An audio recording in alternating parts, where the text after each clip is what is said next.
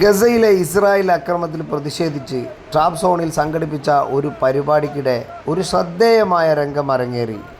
ആർട്ടിൻ Cairo യൂണിവേഴ്സിറ്റിയിലെ ഫാക്കൽ of art and ഡിസൈനിലെ ഫാക്കൽ അംഗമായ ഡോക്ടർ കമാൽ സാഗ്ലം തയ്യാറാക്കിയ പരിപാടിയുടെ ഭാഗമായി ഇസ്രായേൽ പ്രധാനമന്ത്രി ബെഞ്ചമിൻ നെതന്യാഹുവിൻ്റെ ഫോട്ടോ ഉൾക്കൊള്ളുന്ന ഒരു പഞ്ചിങ് ബാഗ് സ്ഥാപിച്ചു.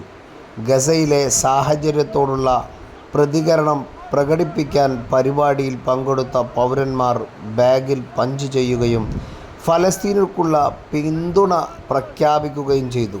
പരിപാടിയുടെ വീഡിയോ പെട്ടെന്ന് സോഷ്യൽ മീഡിയയിൽ പ്രചരിക്കുകയും ചെയ്തു.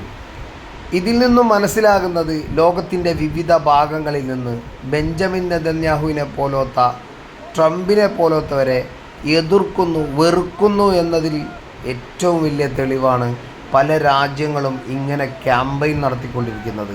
പിഞ്ചു കുഞ്ഞുങ്ങളെയും അവിടുത്തെ ജനങ്ങളെയും ഇല്ലായ്മ ചെയ്യാൻ ശ്രമിച്ചപ്പോൾ ലോകം ഇവരെ വെറുക്കുന്ന ഒരവസ്ഥയിലേക്ക് എത്തിക്കഴിഞ്ഞു.